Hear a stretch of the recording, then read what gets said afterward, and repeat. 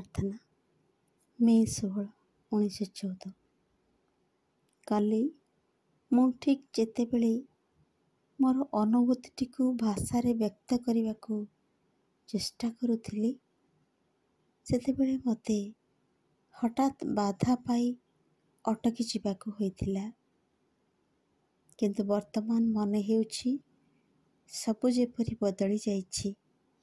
ସେହି ଯଥାଯଥ ଜ୍ଞାନ, ସେହି ପରିଷ୍କାର ଦୃଷ୍ଟି ଚାଲିଗଲା। ତା ସ୍ଥାନରେ ଆସିଲା, ହେ ପ୍ରଭୁ, ତୋ ପ୍ରତି ବିପୁଳ ପ୍ରେମ, ଯାହାକି ମୋର ସମଗ୍ର ସତ୍ତାକୁ ଅଧିକାର କରିଛି। ବାହ୍ୟ ଅଙ୍ଗ ପ୍ରତ୍ୟଙ୍ଗ ଠାରୁ ଆରମ୍ଭ କରି ଗଭୀରତମ ଚେତନା ପର୍ଯ୍ୟନ୍ତ ମୋର ସମସ୍ତ କିଛି ତୀବ୍ର ଅଭିପ୍ସା ନେଇ ତୋର ଚରଣ ତଳେ ସାଷ୍ଟାଙ୍ଗ ପ୍ରଣତ, ତୋ ସଙ୍ଗେ ଏକ ହୋଇଯିବା ପାଇଁ, ତୋ ମଧ୍ୟରେ ବୁଡ଼ିଯିବା ପାଇଁ। ସାଧ୍ୟ ମତେ ମୋର ସମସ୍ତ ଶକ୍ତି ଦେଇ ତୋତେ ଆବାହନ କରୁଛି। କିନ୍ତୁ ଏଥର ମଧ୍ୟ ଦେଖିଲି, ଯେଉଁ ମୁହୂର୍ତ୍ତରେ ମନେ ହେଲା ମୋର ଚେତନା ତୋ ମଧ୍ୟରେ ପ୍ରାୟ ବିଲୀନ ହୋଇଯିବାକୁ ଆରମ୍ଭ କରିଛି, ଯେଉଁ ମୁହୂର୍ତ୍ତରେ ଦେଖିଲି ମୋର ସମଗ୍ର ସତ୍ତା ଆଉ କିଛି ନୁହେଁ, କେବଳ ତୋର ଜାଗ୍ରତ ସତ୍ତାକୁ ପ୍ରତିଫଳିତ କରୁଥିବା ଏକ ବିଶୁଦ୍ଧ ସ୍ଫଟିକ ଖଣ୍ଡ, ଠିକ୍ ସେଇ ମୁହୂର୍ତ୍ତରେ ଯେପରି କେହି ଜଣେ ଆସି ମୋର ଏହି ଏକାନ୍ତ ଏକାଗ୍ରତାରେ ବାଧା ଦେଲା। ମୋତେ ତୁ ଯେଉଁ ଜୀବନ ପ୍ରଦାନ କରିଛୁ, ଏ ଯେପରି ଠିକ୍ ତାର ପ୍ରତୀକ। ସେ ଜୀବନରେ ପରମ ସିଦ୍ଧି ଅପେକ୍ଷା ବାହ୍ୟ ପ୍ରୟୋଜନକୁ, ଅନ୍ୟ ସମସ୍ତଙ୍କ ପାଇଁ କର୍ମକୁ ବୃହତ୍ତର ସ୍ଥାନ ଦିଆଯାଇଛି। ମନେ ହୁଏ ମୋ ଜୀବନର ସମସ୍ତ ଘଟଣା ଓ ପରିସ୍ଥିତି ଯେପରି ତୋ ତରଫରୁ ମୋତେ କହୁଛି, ଚରମ ଏକାଗ୍ରତା ଦ୍ୱାରା ତୁ ଏକତ୍ୱ ଲାଭ କରିବୁ ନାହିଁ, ବରଂ ତୁ ଏହା ଲାଭ କରିବୁ ସମସ୍ତଙ୍କ ଭିତରେ ନିଜକୁ ପରିବ୍ୟାପ୍ତ କରିଦେବା ଦ୍ୱାରା।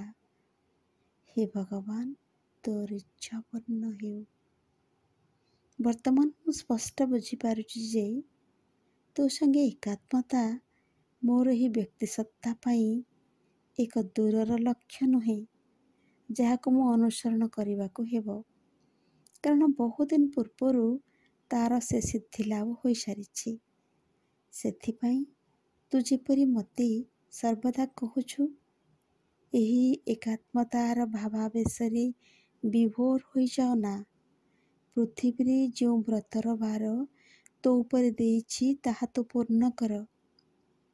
ଯେଉଁ ବ୍ୟକ୍ତିଗତ କର୍ମ ସମଷ୍ଟିଗତ କର୍ମ ସଙ୍ଗେ ଯୁଗପତ୍ ସମ୍ପନ୍ନ କରି ଚାଲିବାକୁ ହେବ, ତାହା ହେଲା ମୋର ସମସ୍ତ ଅଙ୍ଗର ଓ ସକଳ ବୃତ୍ତିର ଜ୍ଞାନ ଲାଭ ଓ କର୍ତ୍ତୃତ୍ୱ ଲାଭ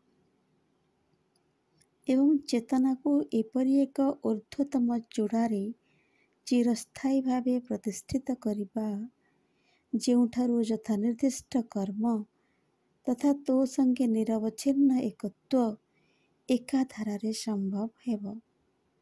ପରିପୂର୍ଣ୍ଣ ଏକାତ୍ମତାର ଆନନ୍ଦ କେବଳ ସେତିକିବେଳେ ହିଁ ମିଳିବ, ଯେତେବେଳେ କରଣୀୟ ଯେଉଁ କର୍ମ ତାହା ସୁସମ୍ପାଦିତ ହୋଇଛି।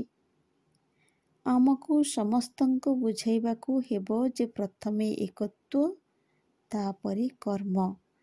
କିନ୍ତୁ ଯେଉଁମାନେ ଏହି ଏକତ୍ୱ ଲାଭ କରିସାରିଛନ୍ତି, ସେମାନଙ୍କୁ ଦେଖିବାକୁ ହେବ ସେମାନଙ୍କ ଜୀବନର ପ୍ରତିଟି ମୁହୂର୍ତ୍ତ ଯେପରି ହୁଏ ସେମାନଙ୍କ ଭିତର ଦେଇ ତୋର ସର୍ବାଙ୍ଗୀନ ସଂକଳ୍ପର ଅଖଣ୍ଡ ପ୍ରକାଶ। ମା